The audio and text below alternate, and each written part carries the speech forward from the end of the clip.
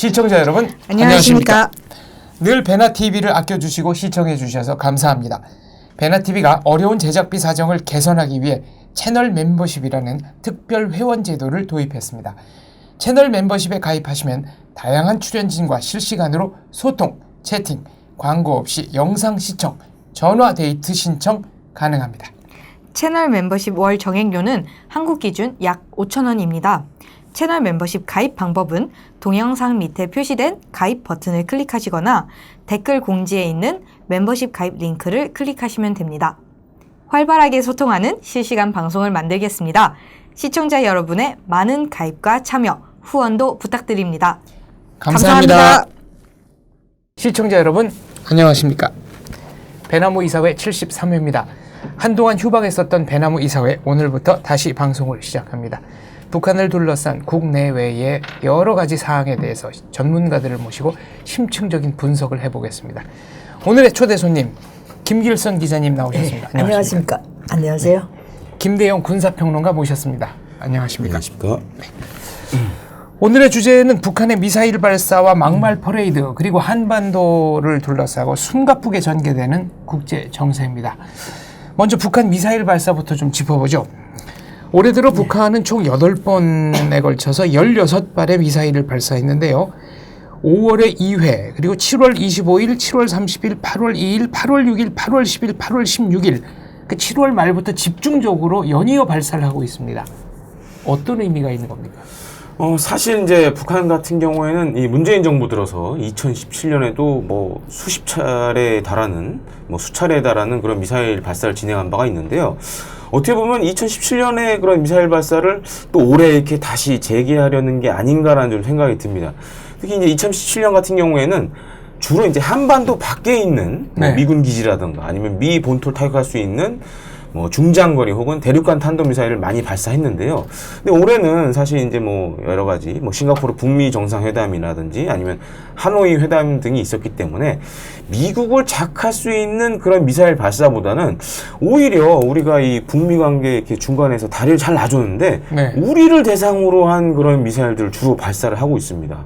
그래서 2017년도 이제 5월 달부터 발사를 막 시작했는데 올해도 특이하게 5월 달부터 또 계속 발사를 시작하고 있습니다. 그렇죠. 그래서 이게 원인이 도대체 뭐냐? 사실 5월 같은 경우에는 한미 연합 훈련도 없었고 지금 최근에 이제 많이 발사했지만 이건 좀 한미 연합 훈련도 좀 연관이 있는 것 같습니다. 하지만은 그것보다는 뭔가 우리에 대해서 굉장히 많은 불만이 있는 것이 아니냐라는 그런 분석을 할 수밖에 없는데요.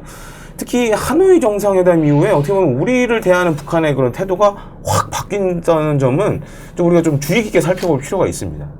어떻게 보십니까? 북한의 속내는 뭘까요? 네, 말씀하신 게 옳은 것 같아요. 그런데 이제 이게 지금 미사일을 총 8번에 걸쳐서 16발 쐈지 않습니까? 이게 지금 주변 정세가 아주 복잡한데 이거 계속 이지를 하고 있거든요, 북한이.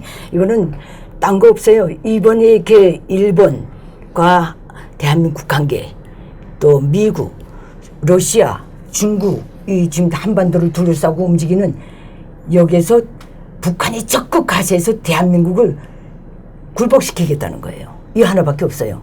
왜냐하면 만약에 미국과의 회담 때문에 그렇다면 중장거리를 쏴야 돼요. 그렇죠. 그건 안 쓰잖아요. 대한민국에다 대고만 사정거리에 딱 들어가는 거 계속 쏴대고 있잖아요. 이거는 철저히 이번 기회에 대한민국이 어딘가 모르게 수시에 몰린 것 같은 기회에 주도권을 확 쥐겠다는 거예요.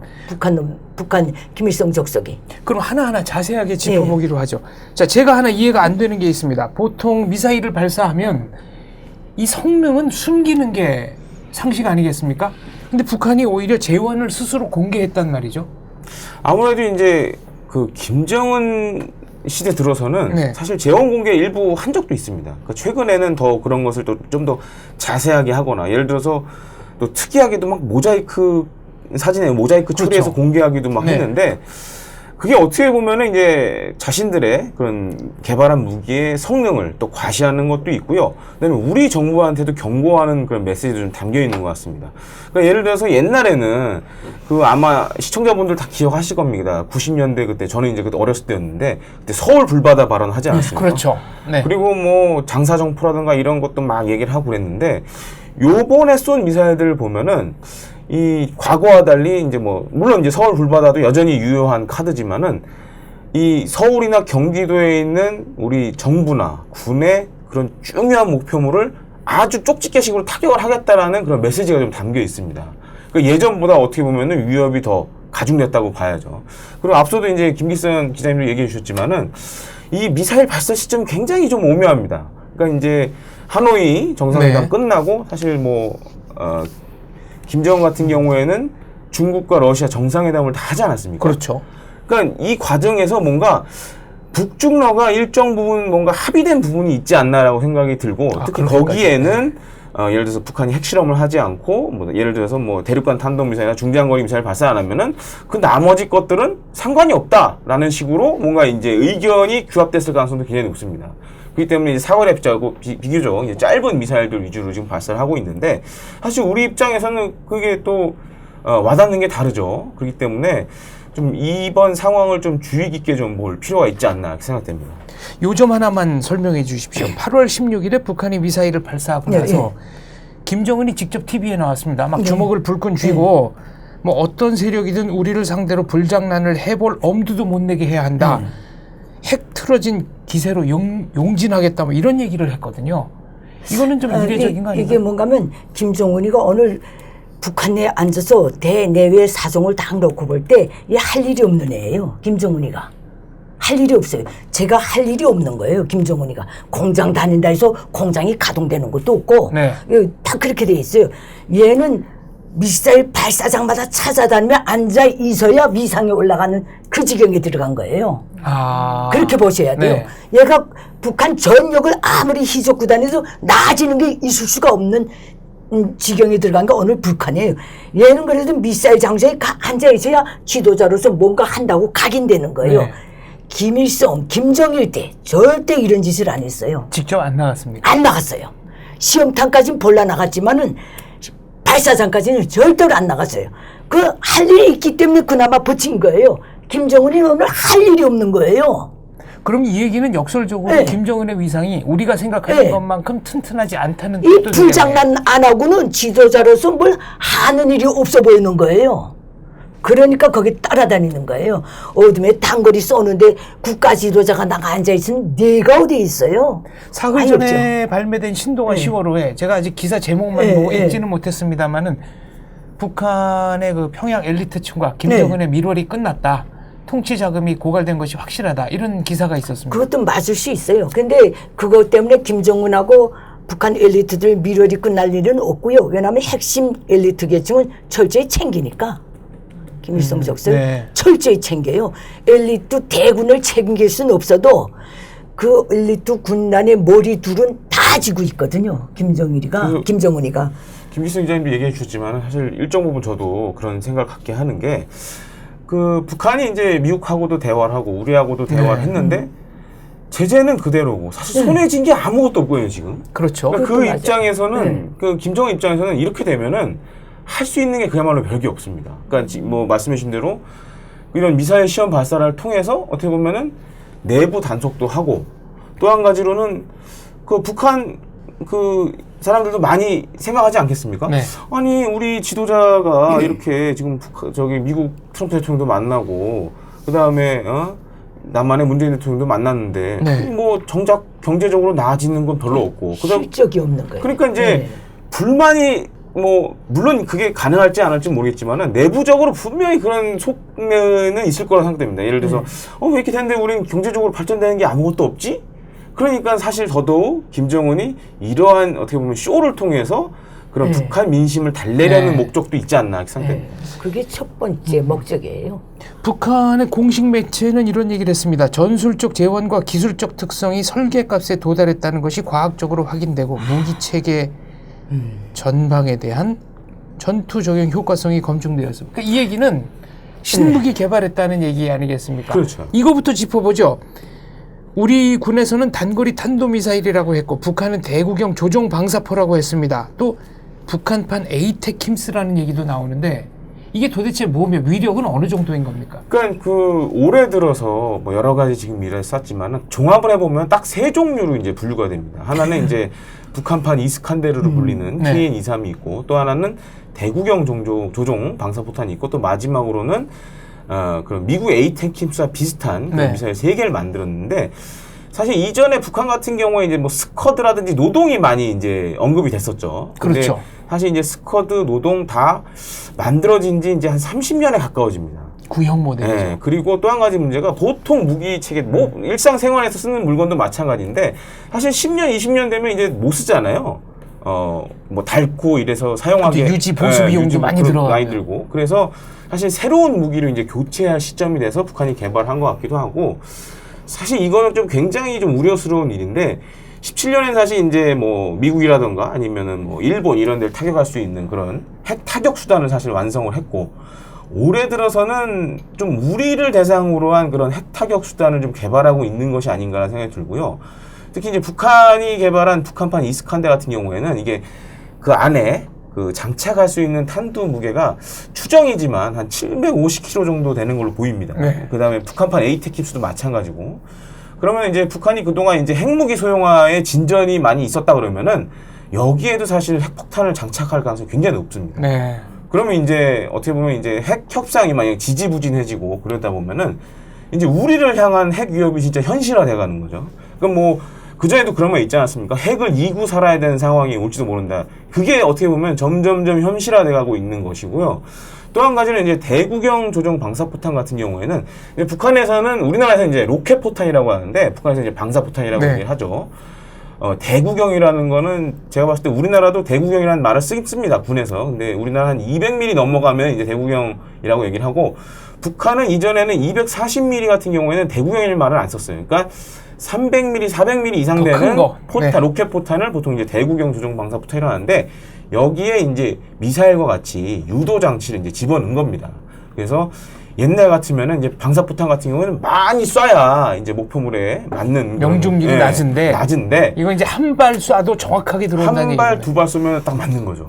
그러니까 이게 사실 좀 우려되는 시나리오이긴 한데, 앞에 말씀드렸던 이제 뭐 북한판 이스칸데르나 아니면 북한판 에이테킵스는 요격하는 건 사실 어렵지 않습니다. 근데 언론에서는 좀 이렇게 너무 과대해서 막아낼 수 있다. 네, 막아낼 수 있는데, 막아내려면 막아낼 수 있다. 이 세 종류 중에 이제 대구경 종종 방사포탄을 예를 들어서 그런 미사일을 요격하는 패트리어트나 뭐 이런 데로 쏴버리기 시작하면은 다 부서지겠죠, 패트리어트가. 그렇죠. 그럼 이제 요격수단이 우리는 없어지는 거고, 이제 이런 미사일들이 우르르 날라오면은 그야말로 우리는 큰 피해를 입을 수가 있어서 상당히 좀 경각심을 갖게 하는 그런 무기라고 할 수 있겠습니다. 이게 생각보다 좀 심각하네요. 얘기를 듣고 보니까. 이제 이번에 이거 다 쏜 게 국방과학자들, 과학 단계에서 다 쏜 거죠. 네. 국방과학원 연구 단계에서 시험 사격으로 다 알고 있는데 시험 발사 아닙니까? 예. 군에서 쏜 거 아니죠. 양산에서 아직은 나온 그건 아니죠. 내가 이 말 한마디 하겠습니다. 우리 북한의 단거리 미사일 개발 역사가 어떻게 되는지 알아요? 1981년 1월부터 시작됐어요. 91, 2001, 2011, 네. 30년 와서 이제 겨우 이제 개발장 묻는 수준이에요. 생각보다 개발의 그 진전 속도가 빠르진 않아요. 굉장히 뜬 거예요. 네. 1982년에 처음 그 단거리 미사일들 그쪽에 시험 사격했어요. 난 네. 이때 평양에 있었기 때문에 알거든요. 그때는 처음에 쏘니까 미사일이 움직이지도 않았대요. 그런데서부터 지나서 아직까지 이 국방과학자들이 붙들고 있는 거예요. 이제는 이거 양산에 들어가고 다 나와야 되는 거예요. 이게 안 되는 거예요. 북한의 중거리 미사일을 1984년 10월 25일부터 시작했어요. 난 거기 정책 담당 기자였기 때문에 아직도 중거리 미사일 내가 최근은 아닐 거예요. 몇 달 전에 받은 데 비하면 아직도 중거리 미사일 양산 체계를 들어갈 수가 없다는 거예요. 이게 그 병기 심사를 받을 수 있는 일체 문건이 자신이 없다는 거예요. 지금 양산으로 들어가려면 그게 구비돼야 될 거 아니에요. 모든 설계고 뭐고. 그 굉장히 병기 심사국이라는 국이 있어요. 북한에는 국방과학원에 오면 군 뭐 이렇게 다 해가지고 이경제위원회 국이 굉장히 거기서 통과를 못 한다는 거예요. 지금 이 중거리 미사일 양산하려도 장거리 미사일도 좀 똑같아요. 그저 준비해서 만들면 하나 쏴서 성공하면 아이고 성공했구나. 또 실패하면 아이고 실패했구나. 그 수준이에요. 이게 지금 40년째 나는 보고 있어요. 그래서 아무리 성능 재원 자랑해도 난 그만해요. 그러니까 모르니까 자꾸 크게 그리는 거예요. 하나 만들어서 하나 쏘고 그런 수준이라는 말씀이시죠? 예. 그러니까 이게 사실 이게 설명을 잘 해주셨는데 그 우리나라도 사실 그런 문제가 있습니다. 그러니까 우리나라는 이제 국방과학연구소에서 주로 이제 네. 무기들을 만들지 않습니까? 그래서 이 그때 개발되는 무기들은 사실 어떻게 보면은 수제품 같은 겁니다. 그러니까 양산 전 단계의 샘플이군요. 샘플입니다. 네. 지금도 수제품입니다. 네. 그러니까 사실 이게 어떤 나라든 그런 문제가 있는데 이런 수제품을 양산으로 이제 예를 들어서 공장에서 막 떡짓듯이 찍어내려면은 그게 이제 다 표준이 맞춰져야 되고 이런 문제가 있는데 사실 이게 북한 현재 미사일 수준이 물론 기술적으로 어느 정도 올라왔다고 보지만은 양산으로 넘어가려면은 기존에 이제 수제품들을 이제 부품을 규격화하고 그다음에 설계도 완성을 해야 되고 이런 단계들이 있습니다. 우리도 마찬가지예요. 그게 있어요. 근데 사실 지금 새로 나온 무기들 같은 경우에는 그 안에 들어가는 부품들이 굉장히 고도화를 요하는 그렇겠죠. 예, 기술 수준이 높은 걸 지금 요구를 하고 있는데 뭐 이건 이제 뭐 첩보 수준이지만은 사실 북한이 그런 제품 그런 부품들을 양산할 수가 없기 때문에 사실 외국에 많이 의존을 합니다. 수입품이군요. 예, 수입을 하는데 그게 또 이제 군용 규격으로 만들어진 제품들이 아니에요, 대부분. 다 민수용이군요. 민수용을 갖다가 이제 사용하는 경우가 굉장히 많은데 그러니까 이 많은 미사일을 만들어내면 이런 것들을 많이 수입을 해야 되죠. 근데 이제 국제사회에 여러 제재 조치가 있고 또 한 가지로는 과거 이제 그 무수단 미사일 같은 경우에도 사실 몇 발 안 쏘고 전력화했다가 이후 김정은이 들어선 다음에 또 사격을 했는데 계속 실패를 했거든요. 9차례 그렇죠. 이상. 그러니까 이게 양산 과정에서 그러니까 뭔가 품질이 일정하지가 않다라는 거예요. 그래서 김기순 회장님이 아주 좋은 지적을 해주셨는데 사실 아직까지 북한 미사일들은 그런 문제점들을 좀 가지고 있습니다. 양산하기에는 아직 기술 수준이 그거는 충분하지 않다. 북한 그 김정은이가 지금 계속 사격장에 자꾸 나와 앉아서 박수 치고 주먹 치고 이게 원래 쟤들이 진짜 자신 있다면 저따위 식으로 안 쏴요. 아, 그 진짜 자체가 자신 일종의 있다면. 허세로군요. 네. 그러니까 자신이 없기 때문에 한 발 한 발 어겨 만드는 이 장거리 미사일 방사포 역사 이거 굉장히 길어요. 방사포 김일성이가 제일 좋아하는 거예요. 대구경이고 서구경이고 간에 자기는 그 방사포 그 1953년 7월 27일인가 그 휴전 협정할 때 그 이 대한연합군 쪽에서 계속 도장을 안 찍었대요. 아 이거 야단났다 전쟁도 할 힘이 없고 해서 그 최용곤이한테 들려서 저 모태통한테 편지 한 장을 썼대요. 이 방사포 면문만 좀 내다 보내달라. 그래서 10문인가 10대문인가 밤새 끓여서 비밀리에 그 38선 그 인근에다 갖다 놓고 7월 27일 새벽에 있는 포탄을 다 쏴버렸다는 거예요. 김일성의 말에 의하면. 그러니까 째깍 나서 도장 찍었다는 거예요. 휴전협정에. 연합군 측이. 아, 그러니까 대한민국 쪽에서. 네. 그 방사포 위력에도 김일성이는 무식하니까 방사포만 보면 맞든 안 맞든 좋아해요. 그래서 김일성이가 방사포 시차 이따금씩 비공개로 할 때 나오면 저 목적지 목표물에 슈발로 다 뿌리고 그래서 포 하나 맞으면 확 퍼지게 불 지르고 네, 명중한 김일성을 것처럼. 네. 무지 기쁘게 해주기 위해서 그걸 다 해요. 그건 책임이다. 난 왜냐하면 구분이 있었기 때문에 알아요. 근데 오늘도 이게 양산할 수 있는 그게 전혀 안 되기 때문에 계속 이걸 쏘면서 지금 협박을 하는 거예요. 그런 점에서 두 가지만 짚어보겠습니다. 하나는 8월 21일자 자유아시아 방송의 보도인데요. 독일의 ST 애널리틱스의 전문가인 마르쿠스 쉴러 박사가 개당 그러니까 최소한 그 100만 달러에서 150만 달러 정도 들 거다. 미사일 한 발 발사하는데 들어가는 비용이 그렇다면 16발 쏘는 데는 최소한 1000만 달러 이상이 들었을 것이다. 그리고 유도 장치라든가 본체라든가 뭐 엔진이라든가 보조 차량이라든가 이 모든 걸 합하면은 총 비용은 10억 달러 가까이 될 수도 있다. 이런 얘기를 했거든요. 북한 경제가 감당 못 한다는 얘기입니다. 뭐 충분히 이제 그럴 수 있는 사안인데, 근데 제가 봤을 때는 좀 너무 좀 높은 금액으로 책정이 된 것 같고, 그러니까 이게 인력을 계산할 때 유럽식으로 계산하면 아마 저 정도 금액이 나올 수도 있습니다. 근데 북한은 사실 뭐 그런 계산이 필요 없는 나라기 때문에 인건비 이런 거 안 주니까요. 하지만 이제 뭐 북한 경제도 사실 그렇게 좋은 상황도 아니고, 그다음에 뭐 식량난도 사실 여전하잖아요. 그런 걸 고려했을 때는 사실 민생 경제에 써야 될 돈을 지금 이제 어떻게 보면 이런 무기 개발에 쓰이고 있다는 점 좀 안타까운 점이죠. 그 점은 의심의 여지가 없습니다. 북한에 나는 그 분야에 있었던 사람, 이게 미사일 개발 시스템이 하나 개발해서 이젠 기본적으로 된 것 같습니다 하면 다른 문제를 또 던지는 거예요. 완성하기 전에 자꾸 그렇게 굴리는 거예요. 그러니까 어느 하나도 모든 미사일이 뭐 어떻게 자신감이 없는 거예요. 북한들 과학자들 자체가 그래요. 벌써 이제 겨우 한 발 성공했다면 이제 중거리 나가자. 중거리에서 시험탄 만들어놨습니다. 뭐 대륙간 나가자. 이렇게 계속 나가는 거예요. 김일성 적성이 그렇게 잡아 끄는 거예요. 그러니까 어느 과학자도 안착을 해서 이거 훈련을 이걸 연구를 못해요. 나는 너무 잘하기 때문에 내가 국방과학원에 과학자 모자만 몇 개 쓰고 있는지 몰라요. 과학자 돌격대 모자만. 한 번 과제 내려올 때만 해도 지금 오늘날 북한 국방과학자들 요새 7개씩 쓰고 있을 거예요. 그러니까 모자라는 거는 그만큼 과업이 많다는 얘기군요. 계속 완성이 안 되다니까 폐기가 안 되고 계속 덮치는 거예요. 시스템이 딱 그렇게 돼 있어요. 진행 중인 일들이 계속 누적되는 완성 안 되고 또 다른 걸로 자꾸. 그러니까 이게 과학자들 뭐 100명 승진 뭐 이거 북한 이거 새로운 거 하나도 없어요. 국방과학자들은요 이거 자주 받아요. 벌써 이렇게 무대기를 싸고 나면 이거 선물 승진 그 선물 전달식 뭐 굉장해요.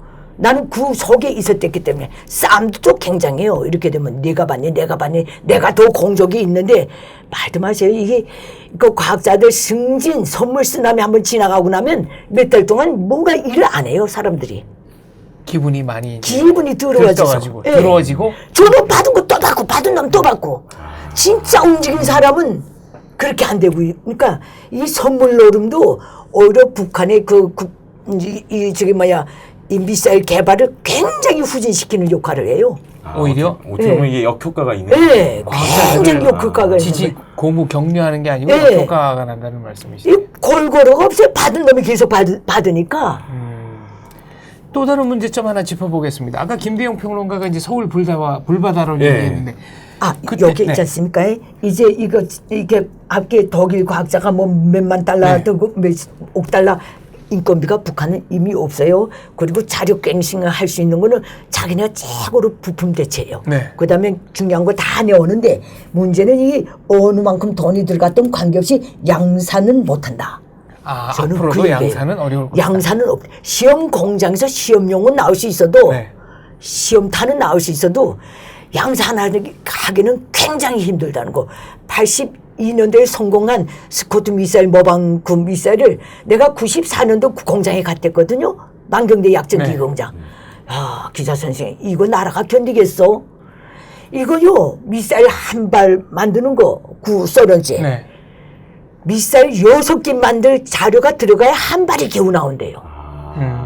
그렇게 이게 안 된대요. 양산이 안 되고 양산은 뭐예요? 방금 말씀하신 대로는 하나 만드는데 6개 정도의 그런 게 들어가면 이 작업 과정에서 그러니까 정밀도라든가 균일성이 굉장히 떨어진다는 거예요. 그때 94년도는 만경대 약전기계 공장이 유일한 미사일 종합 공장이에요. 난 거기에 김정일이 그 무슨 단능 설비 개타전데 왜 안 쓰나? 그 취지에서 선전 사업 하라 해서 나갔댔거든요. 그때 그 당비서가 그러더라고요. 선전비서가. 야, 이 나라가 견디겠어. 미사일 한 발 만드는 거지. 그러니까 82년도에 구소련 스코드 미사일. 이거 한 대 어떻게 나오는지 알아? 6대 7대를 돈을 퍼여야 한 대가 나온다는 거예요. 쉽게 말씀드리면 외국차 6대 들여다가 부품 조립해서 한 대로 만들고 국산이라고 우기는 거랑 똑같은 거네요. 아예 효율성이 아예 없다는 거예요. 아니 저는 진짜 한 가지 궁금한 게 있는데 사실 저는 이제 북한에서 살아본 적이 없어서 만약 이렇게 이제 103명이나 되는 과학자들이 승진을 하게 되면 그런 처우라든가 아니면 생활면에서 어떤 게 좀 달라지나요? 이게 또 재미나요. 이게 다 하면 이제 영웅칭 노력 영웅칭 얻어주고 김일성상 기획안인 노력 영웅 1급, 2급 다 나오거든요. 마지막에 저 버섯서던에 공로 메달 하나라도 다 주긴 줘요. 근데 이제 이 국군장 1급이면 그다음에 김일성상 개관인 뭐 공화국 영웅 칭호 받으면 본인이 그 현직에 있을 때 받던 생활비 여기서 노임이라고 그래요. 구하고 배급이 100% 나와요. 은퇴한 다음에도. 근데 이게 또 웃겨요. 노임이 100% 나온다는 거 옛날에 정상적일 때 쓰는 돈이지. 요새는 뭐 이거 거가지고 쌀 한 킬로도 못 사요. 그러니까 국방과학자들은 아무리 수은해도 수은에 전혀 관심 없어요. 물자만 달라는 거예요. 그 TV, 냉장고 이거에서 계속 쌓아놓고 비싸게 바꿔가지고 그 살기 위한 달러를 까는 거예요. 그런 나라예요 이게. 지금 현재 북한의 공식 환율은 미화 1달러당 북한 돈 50원이고요. 그렇죠? 공식 환율이 공식 그렇죠? 환율은 50원이고 암달러 시세는 지금 뭐 한 8,500원에서 비싸게는 10,000원 정도 되는데 얘기를 들어보니까 배급표를 주기는 준답니다. 그러니까 이 배급이 안 나와요. 배급표를 시장 가격에 50분의 1로 쌀이나 뭐 간장 뭐 이런 걸 50분의 1로 살 수 있는 배급표가 있긴 하죠. 근데 문제는 물건이 없으니까 배급표 자체가 휴지가 되는 겁니다. 그래도 이 국방과학자들은 군복 뺏겠다 입에서 군 쪽으로 배급을 받을 거예요. 그러니까 얘네는 배급을 다 받을 거예요. 개인이 배급은. 그러나 가족이 배급은 없는 거예요. 과거처럼 과거처럼 다 챙겨주지는 못하는 거예요. 이 국방과학자 그 당사자에 한해서는 배급이 나가는 거예요. 그러니까 그 가족들은 배급을 못 받는 거예요. 또 하나, 알겠습니다. 또 하나 짚어보겠습니다. 북한의 연이은 미사일 발사가 남남 갈등을 부추기려고 발사하는 측면도 분명히 없지 않아 있을 테죠. 충분히 그런 점도 고려하고 봤습니다. 그런데 과거에 그 서울 불바다 발언을 할 때는 대한민국의 거의 모든 국민들이 격앙하고 격분을 했습니다. 그렇죠. 근데 핵실험을 하고 나서 최근에 막 미사일 이렇게 쏴도 일반 국민들은 이제 만성이 됐다고 할까요? 좋은 의미에서든 나쁜 의미에서든 그런가 보다 하지 여기에 대해서 별다른 반응을 안 보이거든요. 북한 입장으로서는 이거 상당히 초조한 문제 아니겠습니까? 괘씸하죠. 대한민국 일반 국민들이 상점에서 사재기가 다 일어나고 텅텅 비고 한번 그랬대요. 내가 평양에 앉아있을 때 재미났나 봐요. 김일성 족속도. 그 강연지강에까지 나왔댔어요. 북한에 있을 때. 저도 그때 기억이 나는데 그때 저는 이제 중학교 1학년인가 2학년인가 할 때 그랬을 텐데 그때 뭐 뉴스마다 그런 사재기 하는 거 나오고 라면 사네, 뭐 쌀 사네. 그 다음에 이제 뭐 저희 집은 안 그랬지만은 하여튼 다들 좀 불안했었죠. 그런 발언에. 그렇습니다. 불안했었죠. 양치기 소년이 돼버렸어요. 근데 지금은 이렇게 뭐 과학적으로 설계값에 도달했다는 미사일을 아무리 쏴봐야 대한민국 국민들, 일반 국민들 별 반응 없습니다. 꿈도 안 해요. 이제는 한미동맹 뭐 이런 거 주변 거기에 대한 개념이랑 다 그렇게 돼서 그러는지 반미하는 건 없지 않습니까 지금. 그렇습니다. 자, 반미 얘기, 미공 얘기가 나온 김에 한미연합훈련으로 좀 넘어가 보죠. 하반기 한미연합훈련이 8월 20일에 종료가 됐습니다. 병력 실제 가동 없이 컴퓨터 시뮬레이션만 했다는데 이건 어떤 의미입니까? 그러니까 사실 이제 뭐 매년 8월에 그 을지 포커스 가디언이라는 훈련을 하긴 했습니다. 그때도 사실 이제 실제로 병력이 움직이기보다는 그냥 뭐 이제 컴퓨터 시뮬레이션으로 이렇게 훈련을 진행했는데 이번에는 사실 좀 더 규모도 좀 줄어들고 뭐 비슷한 훈련을 하긴 한 것 같은데 사실 좀 우려되는 면이 적지 않습니다. 사실 뭐 북한 뭐 우리 군 같은 경우에 우리 정부 같은 경우에 사실 좀 북한 눈치를 또 보는 상황이고 또 미국 같은 경우에도 이제 트럼프 대통령이 워낙 김정은과의 그런 좋은 관계를 언급하고 있기 때문에 뭐 몇 년 전처럼 이렇게 좀 훈련을 좀 소개를 한다던가 아니면은 좀 뭔가 다양한 그런 모습을 보여주지는 못하고 있는데 이 때문에 사실 좀 뭐 들리는 얘기로는 이게 훈련이 과연 효과가 있는 것이냐라는 얘기도 있고 또 한 가지로는 그나마 이제 다행인 것은 훈련이 유지되고 있다라는 건 굉장히 중요합니다. 왜냐면은 한미연합사 같은 경우에는 거기 이제 계신 분들이 한 2년 정도면 또 다른 데로 옮겨가요. 그래서 만약에 오래 훈련을 못하고 그러다 보면은 아예 훈련을 못하고 다른 데로 가는 경우도 굉장히 많기 때문에 이 훈련을 계속적으로 유지시켜주는 게 중요한데 그래도 올해는 이제 정상적으로 훈련이 진행됐기 때문에 그런 부분 조금 다행이라고 할 수 있겠습니다. 자, 두 가지 질문을 나눠보겠습니다. 하나는 북한 눈치 보는 게 아니냐는 얘기가 있다. 또 하나는 트럼프 대통령 얘기인데요. 북한 눈치 얘기부터 해보죠. 19-2 동맹이라는 명칭 대신에 후반기 한미연합 지휘소 훈련이라는 명칭이 공식적으로 채택이 됐습니다. 이것도 눈치를 본 겁니까? 사실 뭐 눈치를 계속 보고 있다고 봐야죠. 그러니까 과거에 사실 뭐 이번 훈련이나 과거 을지 프리덤 가디언 훈련이나 큰 차이는 없었거든요. 근데 북한이 워낙 이런 훈련만 있으면은 노이로제식으로 반발을 하니까 뭔가 이제 북미 관계, 남북 관계 안 좋아지는 거 아니냐 하면서 이제 훈련 명칭을 좀 다르게 계속 변화를 주고 있는데 사실 이것도 저는 사실 문제라고 봅니다. 그러니까 이게 이 훈련 명칭이라는 것이 굉장히 역사성이 있고 그렇죠. 그다음에 네, 그렇죠. 북한에게도 시사하는 바가 있는데 네. 뭐 우리가 사실 북한을 공격하는 훈련을 하는 것도 아니고 이제 방어하는 훈련 위주로 하고 있는데 이런 부분까지 우리가 양보를 해야 될 필요가 있는지도 사실 의문스럽고 또한 이제 과거에서부터 우리나 뭐 이제 뭐 유엔사나 꾸준하게 북한에게 요청을 했습니다. 아, 우리가 방어적인 훈련을 하고 있으니 너희가 와서 참가를 해라. 와서 봐라. 맞아요. 저 북한에 꾸준하게 꾸준하게 그 얘기를 네. 했고 그다음에 과거 그야말로 서방 세계 최대의 군사 훈련이었던 팀스프릿 때도 네. 요청을 많이 했습니다. 근데 북한이 응하지 않았죠. 그런 것들을 고려해 보면은 우리가 너무 많은 것들을 북한에게 준 것이 아니냐라는 그런 생각도 갖게 됩니다. 한미연합훈련 북한이 어느 정도나 신경질적으로 반응합니까? 신경질적, 걔들은 정치적 의도가 있어요. 하나는 대미 대남 비난 통해서 북한 주민들을 늘 전쟁 분위기 속에 몰아넣어야 돼요. 공포 분위기 공포 분위기, 준전시 상태 전쟁 분위기가 항시 조성돼야 유지되는 체제예요. 저 체제는 항상 긴장하게 만들. 이것 때문에 김일성이나 김정일이 분명히 말해서 미국이 우리나라 침략할 게 뭐야? 절대로 안 한다는 거예요. 영토 야역이 아예 없다고. 네. 영토 야역에 있는 건 중국이지 미국은 야역이 없다는 거예요. 그거 다 알고 있어요. 그런데 대한민국은 목자니까 대한민국의 미군이 한 명이라도 주둔해 있어도 전쟁은 못한다. 네. 김일성의 입장이 그렇게 돼 있어요. 이 관계를 놓고 보면 걔들도 한미 그 무슨 훈련 뭐 이거 다 알아요. 방어훈련이라고 초청한다는 것도 다 알고 있어요. 북한은. 근데 이거 계속 그러는데 그거는 북한은 워낙에 그렇게 떠들지 않으면 주민 세뇌를 못 시켜요. 네. 수령 우상화 반제반미 투쟁. 이 두 개가 저 체제를 받드는 대들보예요. 우상하고 대내, 외부의 적, 네. 외부의 적과 내부의 우상. 내부의 우상과 외부의 적. 이 두 개 기둥이에요. 얘네는 반제 반미를 안 하면 저 체제가 계급적으로 흐릿해져요. 이른바 자전거가 굴러가다가 쓰러진다는 얘기군요. 그렇게 만들어놨어요. 네. 그것 때문에 세워진 체제이기 때문에. 근데 이게 지금 계속 뭐 이렇게 저렇게 하는데 북한은 뭐 누구 눈치 안 보고 원래 그렇게 계속 시작하고 전략적으로 계속 그렇게 오니까 북한이 뭐 대한민국 욕한다는 건 논할 필요도 없는 거예요. 언제 욕 안 했어요? 북한 욕 얘기는 잠시 후에 다루기로 하고요. 트럼프 대통령. 제가 말하는 게 이게 대한민국의 문제예요, 지금. 네. 내가 그래서 그래요. 눈치 보는가 봐요. 현 정부는 이게 자기가 역대 대통령들이 여태 정부가 못했던 일을 한 걸로 딱 생각하고 있어요.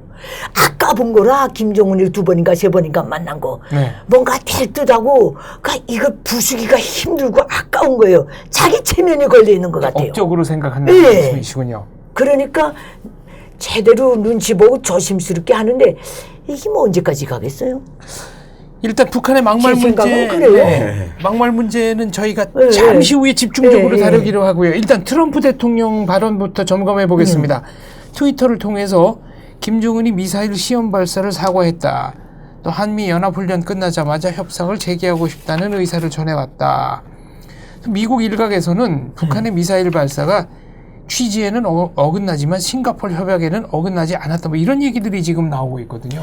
예, 그렇습니다. 사실 좀 우리 입장에서는 좀 우려스러운 그런 네. 상황인데 특히 뭐 트럼프 대통령하고 김정은하고는 개인적인 친분은 굉장히 좋아진 것 같아요. 그래서 뭐 이렇게 미사일 시험 발사 사과한 거를 또 받아들이기도 하고 네. 하는데 사실 이 트럼프 대통령은 전통적인 우리가 생각하는 미 공화당 대통령들하고는 좀 차이가 많이 납니다. 한미연합훈련 돈 많이 든다는 얘기도 그러니까요. 있습니다. 그러니까 그게 그리고 사실 트럼프 대통령이 미국에서도 손꼽히는 부자잖아요. 네.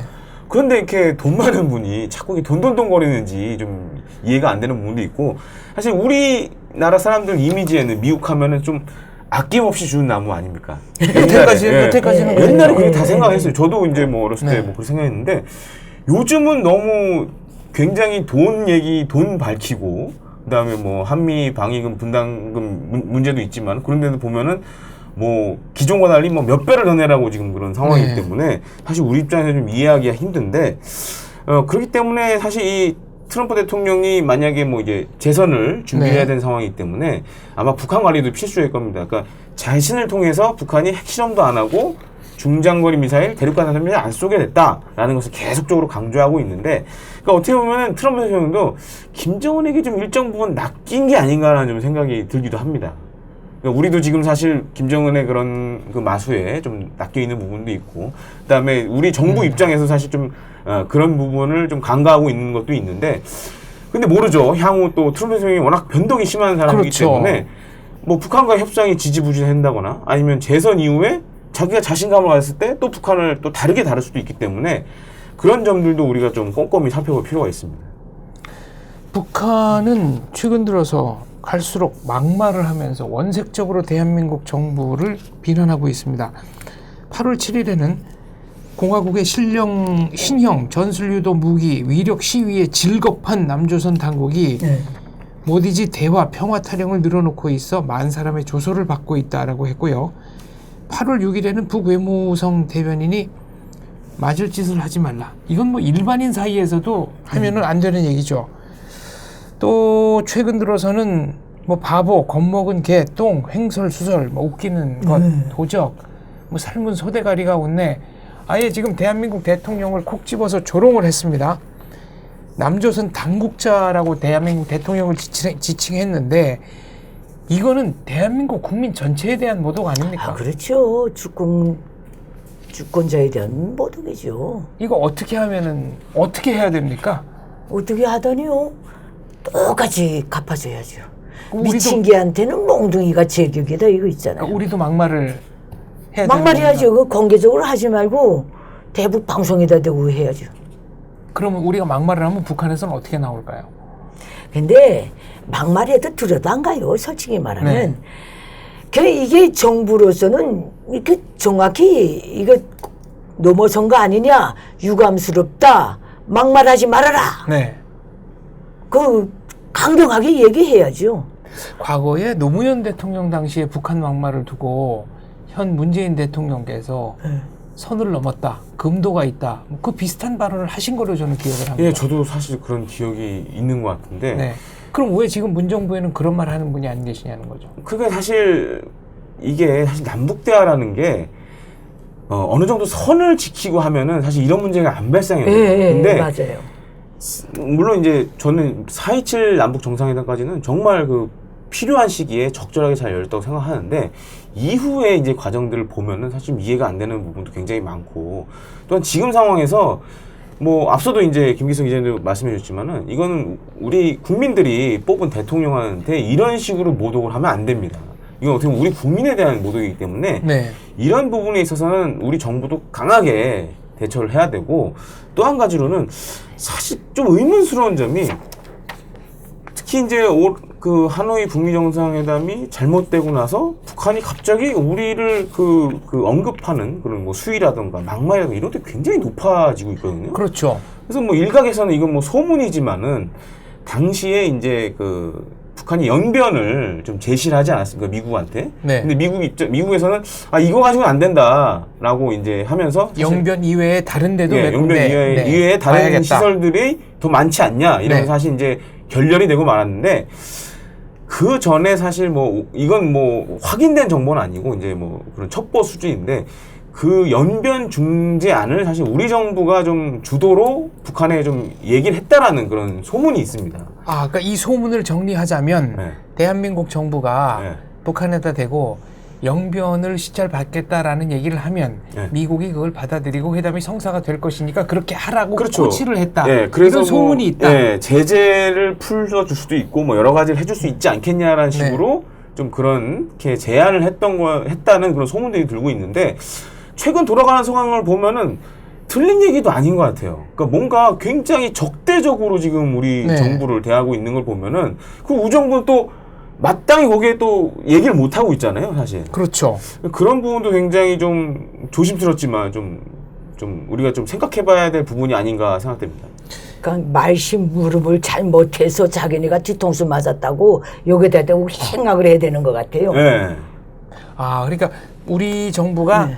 말심부름을 했든 아니면 정말로 네. 적극적으로 중재자 노릇을 했건 네. 우리 자기네 정부가 입장에서. 북한에 전달한 말 자체가 네. 결과적으로는 거짓말이 돼버렸다. 이런 소문이 그러니까 어느 있거든요. 쪽으로든 거짓말로 갔다는 소리죠. 의심스러운 정황이 사실 이제 하노이 북미 정상회담이 잘 안 되면서 네. 남북 관계라든가 이런 북미 관계 관련된 그런 인사들이 많이 이제 뭔가 그 지방으로 뭐 떠나거나 네. 뭐 이런 상황들이 발생하지 않았습니까? 그러니까 이 담당자들도 굉장히 우리나라에 좀 악의적인 그런 생각을 갖고 있는 게 아닌가, 현 상황에서는. 그런 것도 종합해 보면은 소문이 물론 소문일 수 있지만은 좀 어느 정도 근거 있는 소문이 아닌가라는 게 추정을 좀 갖게 됩니다. 그 신문에 다 나왔어요. 네. 무슨 뭐 핵하는 그 트럼프한테 가서 트럼프는 뭐라고 말했다. 뭐 영변 핵만 어떻게 되면 뭐 어떻게 된다. 네. 그또 가서 김정은이한테 전해줬다. 김정은이 오케이 영변 핵 하나 달라당 들고 나왔는데 다른 거 다 흘러나오니까 그렇죠. 말심부름도 제대로 못했다고 여기다 까는 거예요. 지금 이 말씀을 정리하면 네. 이제 대한민국 정부가 북한과 미국 정부 사이에서 네. 말을 이제 거중 조종을 한 건 사실입니다. 이건 팩트죠. 네. 그런데 우리가 미국에게 무슨 얘기를 했는지, 우리가 북한에게 무슨 얘기를 했는지를 외교상의 기밀이기 때문에 네. 발표가 되지 않았습니다. 네. 그런데 문제는 만약 미국과 북한이 직접 접촉을 해서 대한민국 정부에게 어떤 얘기를 들었는지 서로 맞춰봤는데 이게 자기네들이 들은 것과 달랐다고 한다면 그때는 문제가 좀 심각해지는 거죠. 그렇죠. 그래서 사실 이 그러니까 그런 소문이 돌고 있다는 말씀이신 예, 거죠? 그래서 이제 북한이 저러는 것도 저는 사실 예를 들어서 이제 그런 커뮤니케이션상의 문제가 원인이 될 수도 있지 않나라는 그런 생각도 좀 갖게 그 됩니다. 심부름도 제대로 못하느냐 그 뜻으로 지금 이렇게 네. 모조리 취급하면서 계속 내보내잖아요. 그러면 이 발언을 좀 분석을 해 주십시오. 4월 달에 김정은은 대한민국을 향해서 오지랖 넓은 중재자 행세를 그만하라라고 네. 했습니다. 8월 11일자 발언 같은데요. 북한 외무성 미국 담당국장이 담화를 통해서 앞으로 대화는 조미, 그러니까 북한과 미국 사이에 열리는 것이지 북남 대화는 아니라는 것을 똑바로 알아두는 것이 좋을 것이다. 그리고 최근에는 한국에 대고 기웃거리지 말라라고 했습니다. 통미 복남, 미국과 통하고 한국은 협상 테이블에서 나가라라는 뜻을 얘기한 겁니다.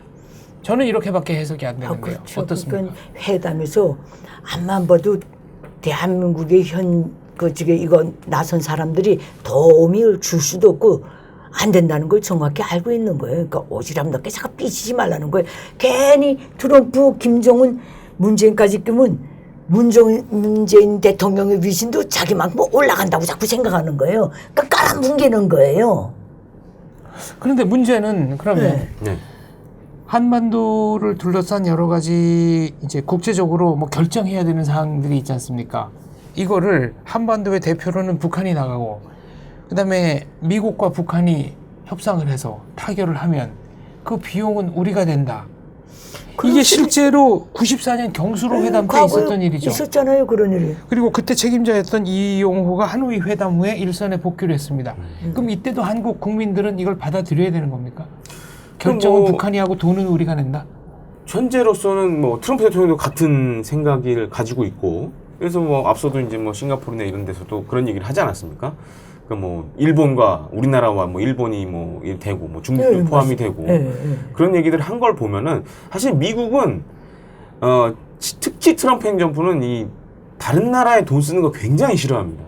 현재 그 추세가 트렌드를 보면은 미국이 다른 나라를 위해서 네, 돈을 그러니까 쓰는 뭐 걸 싫어하죠. 동맹국을 위해 돈 쓰는 것도 싫어하고 네. 그러니까 뭔가 미국 제품을 사주길 바라지 돈 쓰는 것 자체에 대해서 굉장히 싫어하는 상황이에요. 그렇기 때문에 어쩔 수 없이 특히 우리 입장에서는 이제 뭐 남북 관계가 뭐 좋아지기 위해서라도 뭐 그렇게 향후 정부가 국민들을 설득하지 않을까 이렇게 생각이 되고 있습니다. 아이고 참 뭐. 근데 문제는 이 돈을 우리가 다 줘야 된다면은 이거는 미국은 네. 지금 자기네 기업에서 외국에 나가서 하는 것도 끌어들여가는 판인데 네. 왜 한반도에서 돈 쓰겠어요? 안 써요. 김길선 기자께서는 일관되게 과거부터 주장하시던 게 있습니다. 북한이 일본을 굉장히 적대시하고 미국을 적대시하는 것 같지만 언제라도 이익이 된다고 생각하면 북한은 표변할 수 있고 그렇죠. 오히려 전체주의 사회이기 때문에 내부 갈등 없이 바로 돌아설 수 있다. 그 말씀하셨어요. 그러니까 이게 북한은 중국을 진짜 어쩔 수 없이 자기 등에 딱 붙어 있고 같은 공산국가이기 때문에 그렇지. 중국에 대한 이게 반중 사상은 뼛속 깊어요. 북한은 김일성 적속 때부터. 지금 한일 관계가 상당히 악화되어 있는데 북한이 오히려 이때를 안 하잖아요. 이용해서 일본과 친해질 수 있다 이런 말씀이시나요? 그렇죠. 가능합니까 그게? 가능하죠. 왜냐하면 1980년대 말에 그 국교 수교 일본하고 수교 협상이 진행했죠. 그 전에 일본의 여야 정치인들 민당계 인사들이 북한을 뻔질나게 드나들었던 적이 있어요. 그때 김일성이가 한 말이 있어요. 야, 다 앉아서 연애하면서 우리는 지금 미국의 핵보유국, 미국이 남조선에 미군이 주둔 데 있기 때문에 언제 어느 시각에 핵 피해를 받을지 모르는 위치에 있다. 이게 지구상에 핵이 나온다. 미국이 핵 보유국 된 다음에 핵을 개발한 다음에 피해받은 국가는 너 일본 하나밖에 없고 이제 피해 당장 받을 국가는 우리 북한밖에 없다. 이렇게 말한 거예요. 너는 히로시마 나가사키 원자탄 피폭을 직접 받았지 않느냐. 피해 당사자하고 우리 언제 받을지 모르는 우리하고 힘을 합쳐서 너네 우리 힘을 합쳐서 동북아시아에서 핵보유국 미국을 몰아내자 이렇게 된 거예요. 그렇게 말한 거예요. 핵을 가진 미군을 남조선에서도 몰아내고 이 핵 피해국, 핵 당장 받고 있는 항시 위협받는 국가고 핵 피해국 너희가 우리 두 나라 정치인들이 이 문제를 해결해보자 이렇게 된 거예요. 나는 그때 깜짝 놀랐어요. 그럴 수도 있겠다. 평양에 앉아 있었을 텐데 일본이 그렇게 될 일이 없죠. 그러나 오늘날 그 일본하고 대한민국 이 모든 걸 놓고도 계속 미사일 쏘고 일본은 안 건드리고 여기 그 엎어진 걸 그저 돈 눌러놓는 격으로 막 그러잖아요. 엎어진 사람 돈 눌러놓는 식으로. 이게 다 그런 쐐기를 치는 거예요. 북한은요 언젠가 말했죠. 이제 소후에 미국과 동맹국이 될 수 있다는 거. 과거에도 누구죠? 김일성이가 그 말 한 적이 있어요. 백년 숙적이 그건 숙적이 아니다. 조명록이 워싱턴 그때도 아마 그렇게 말했을 거예요. 그런 얘기를 했었죠. 군복 입고 가서 그런 얘기를 했어요. 미군이 평양에 주둔해도 단 조건이 뭔가 대한민국을 수복한 조건에서 미국하고 동맹 관계를 맺겠다. 혈맹 관계를 맺겠다.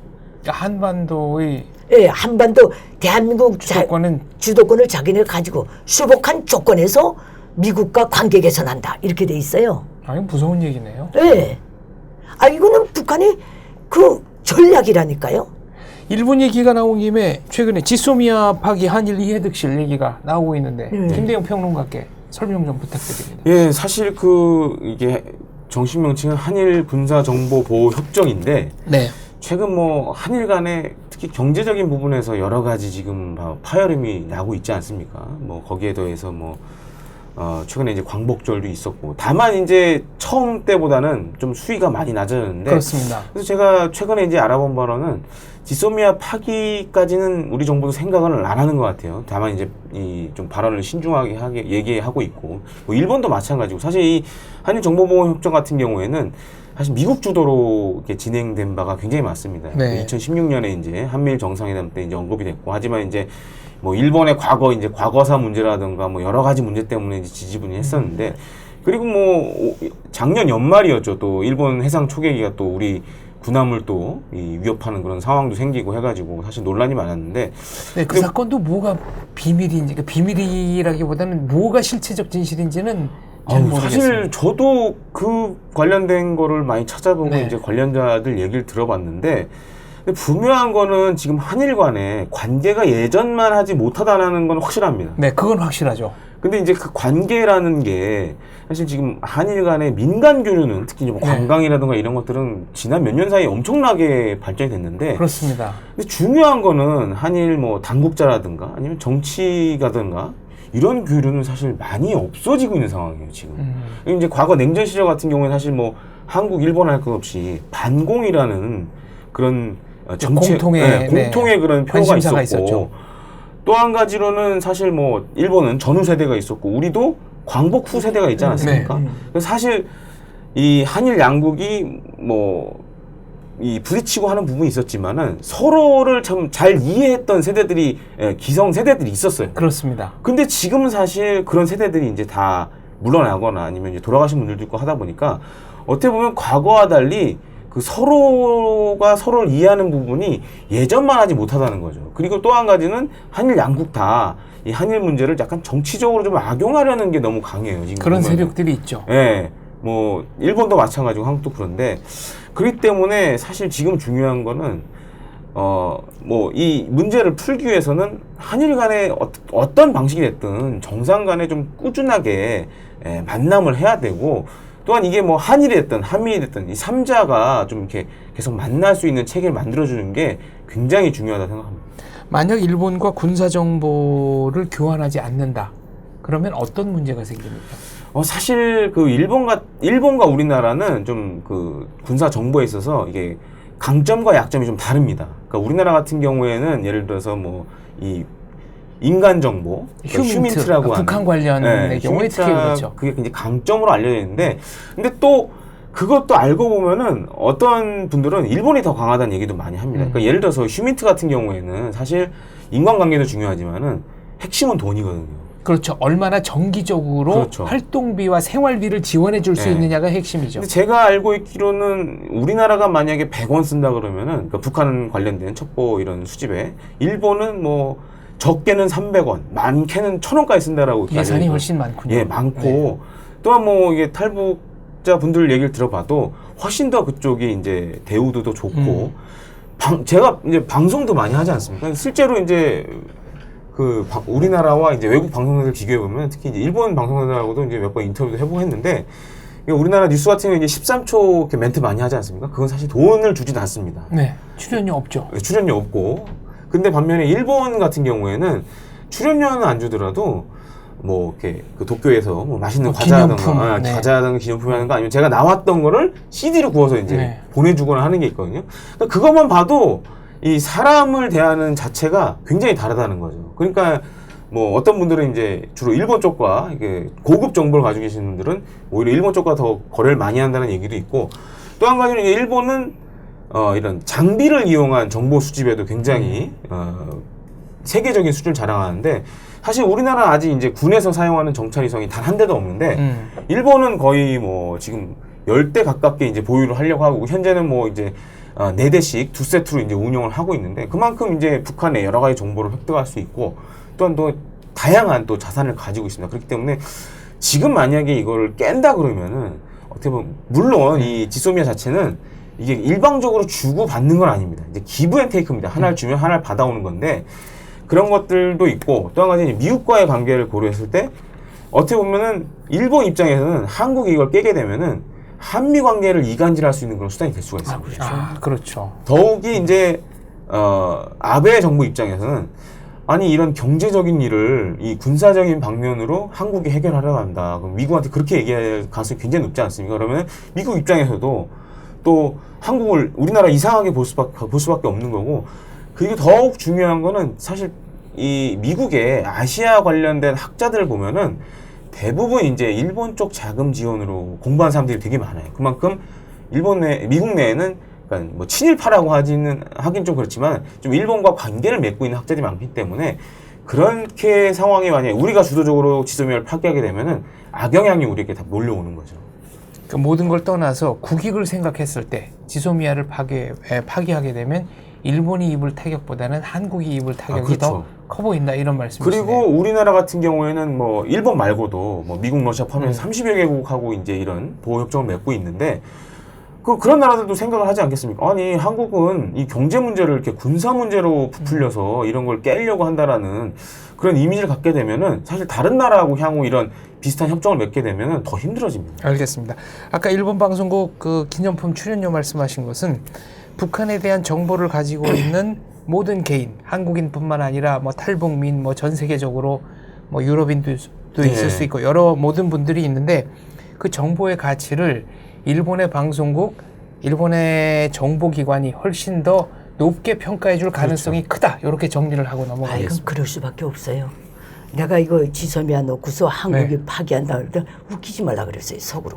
이게 휴먼 투 볼 때 네. 이게 차원이 달라요. 일본이 가져가는 정보하고 대한민국이 가져가는. 대한민국은 탈북자 그다음에 이게 외교관 네. 다 그래요. 얘들은 김정일이가 올라앉은다부터 일본하고 저 청년을 발판을 해서 막강하게 그 일본하고 교류하고 그랬어요. 숱한 일본 장사꾼들이 신분 세탁하고 들어갔다 나가고 다 그랬거든요. 그럼 청년이 있어요. 청년이. 조청년. 네, 저 청년이 있어요. 아니 뭐 멀리 볼 것이 이번 요리사 김정일이 네. 밥까지 해준 사람이 대한민국에 그런 루트가 있어요? 없죠. 하나도 없어요. 네. 근데 언젠가 미국 사람들이 그러더라고요. 그 일본 요리사가 쭉 작업한 거를 쭉 놓고 말할 때 대한민국엔 그런 정보가 아예 없대요. 그 사람은 요리사지만은 굉장히 올바르게 다 이렇게 자료를 큰 정보가 나왔다는 거예요. 북한을 보는 데서. 일단 책은 한 권 냈죠. 나는 네. 김정일의 요리사였다. 그럼 그건 그게 뭐, 다는 뭐. 아니겠죠? 가지고 있는 정보에. 그러면 다는 아니죠. 네. 그러니까 여기서 일본하고 북한의 그 기득권하고 교류는 대한민국과 북한과의 관계에 이건 게임도 안 돼요. 할 수가 없어요. 대한민국은. 여기서 한 가지 오늘날까지 있어요. 이거는. 질문 하나 더 네. 드리겠습니다. 김길선 기자께서 오래전부터 주창하시는 이론 중에 갓근론이라는 게 있었습니다. 네, 그렇죠. 김일성이 했다는 네, 얘기죠. 그건 그렇죠. 그리고 이제 청년, 네. 요 말 앞서 네. 청년, 이거는 김일성 족속이 관리하는 하나의 간첩단체나 같아요. 그 자체가 네. 조직 자체가 네, 가고 전부가요? 얼마나 많은 네. 청년 가족들이 북한에 들어갔습니까? 그렇습니다. 수많은 일본 방문단들이 계속 들어갑니다. 내가 한마디만 말하겠는데 1990년, 80년대 말에 국방과학원에서 뭐 김정일이 지시라는 게 하나 흘러나가가지고 일본의 조그만 지방신문에 한번 나간 적이 있어요. 네. 생물학 무기와 관련된 김정일이 지시문. 네. 혼났는데 그때 그 관리했던 그 선이 다 정치범 흉세에 갔어요. 그 조국 방문단 성원들을 통해서 흘러나간 거예요. 이거는 이게 게임이 안 되는 거예요. 대한민국 꿈도 안 꿀 때, 그 우리 과거는 그때 완전히 굉장하게 두졌기 때문에 나도 이 사태를 알거든요. 그 구체적인 후에 얘기하고 그렇게 보면 이제 각근理論은 그건 김일성이가 내놓은 거예요. 김일성이가 영리한 놈이에요. 그러니까 자유민주주의라는 자본주의라는 모자를 대한민국에 쓰고 있다는 거예요. 네. 갓을. 이 끈이 있는데 이 두 끈이 하나는 일본이고 하나는 미국이라는 거예요. 그러니까 하나만 끊어지면 하나만 끊어지면 바람에 날려간다는 거예요. 네. 그래서 일본과 이 미일 이거를 차단시켜야 된다는 거예요. 그 협박도 하지만은 미국 관리, 일본 관리, 북한 정권은 오래전부터 해옵니다. 네. 그건 정확히 하셔야 돼요. 대한민국은 알겠습니다. 수복의 대상이지만은 수복하는데 필요한 지렛대들이 바로 그 대상들인 거예요. 북한을 놓고 볼 때는. 네. 태용호 공사도 칼럼에서 김정은의 목표는 한미연합훈련의 완전 종식이다 이렇게 얘기를 했는데, 자 그렇다면 지금 김길선 기자님 말씀대로라면 북한의 목표는 한국을 그대로 두고 경제적으로 수탈을 하는 겁니까? 아니면 한국을 아예 경제적으로 없애버리는 그대로 겁니까? 두고 경제적 수탈이 불가능하다는 거는 이미 30년 동안 자기네가 다 체험했으니까 핵무기를 가지고 있는 조건에서는 안 된다는 거. 그러니까 그건 이미 이젠 끝난 거예요. 그러니까 단 하나예요. 대한민국을 완전히 수복한다는 거예요. 그러니까 김일성의 유명한 명언이 있지 않습니까? 대한민국이 아무리 발전해도 절대 불우하지 말아라. 우리가 전쟁 준비를 잘해서 밀고 나가서 해방하고 나면 남조선의 발전된 경제가 다 우리 것이 된다. 그게 저 족속의 일관된 일관된 대남 전략이에요. 알겠습니다. 최근에 나온 김근식 교수의 칼럼을 한번 분석을 해보겠습니다. 김근식 교수는 뭐 잘 아시다시피 노무현 정부 때 공직에 계셨었나요? 그렇죠. 예. 네. 이분은 남북 관계가 용도가 폐기된 것 같다. 남쪽을 매개로 한 북한과 남쪽을 매개로 한 북미 대화는 필요 없다고 북한이 계속 얘기를 하고 있는 거다. 최근 발언은. 그 시작부터 네. 그렇게 된 거예요. 그리고 그렇게 분석하는 이유가 있습니다. 남쪽으로부터 경제적 지원을 받을 수 없기 때문이다. 경제 제재를 풀어야 되는데 한국이 할 수 있는 일은 없다. 독자 경제 협력하는 것도 불가능하고 경제 제재를 해제할 능력도 한국한테는 없고 최소한도의 산소 호흡기를 대주는 건 중국이지 한국이 아니다. 이 견해에 대해서 논평 좀 부탁드립니다. 저도 뭐 100% 공감합니다. 100% 공감해요. 네.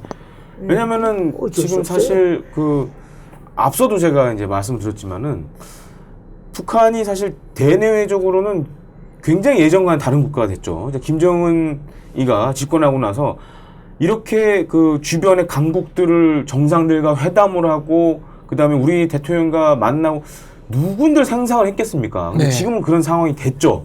현실이 되겠고. 근데 문제는 이제 뭐 유엔이라든가 아니면 뭐 유엔 안보리에서 여러 가지 제재는 하나도 풀려 있는 게 없어요, 지금. 그렇습니다. 그러니까 이제 겉보기에는 화려해 보이지만은 그 이면에는 지금 사실 오히려 경제가 더 안 좋아지고 있거든요.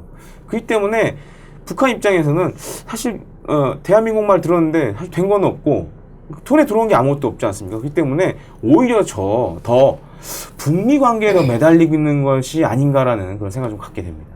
태유공공사 칼럼에는 김정은이 서운함과 배신감에 대한 강한 분노를 표출하는 것이다 라고 얘기했는데 누구한테?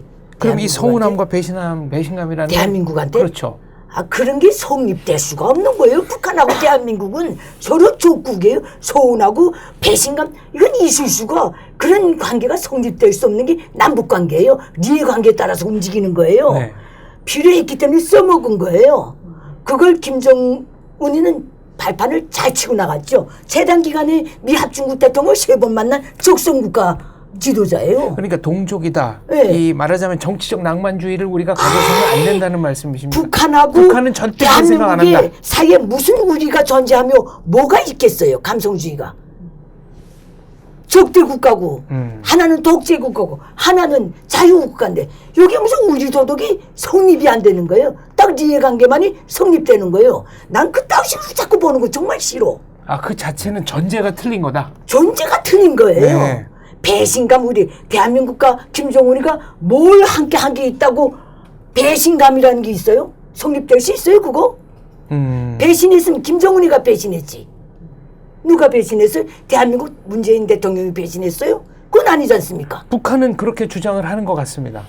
북한은 주장하든 말든 그런데 그거는 정말 사람을 속이는 거예요. 북한과 대한민국은 체제상 우리나 도덕이나 배신이나 이런 게 성립될 수 없는 거예요.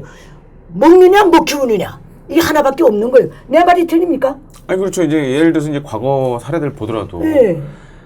그 이제 이전 정부 사례를 보더라도 우리가 정말 강하게 네. 북한을 압박하면은 북한은 또 슬며시 또 꼬리 한 발 빼고 내렸어요. 꼬리 네. 내려.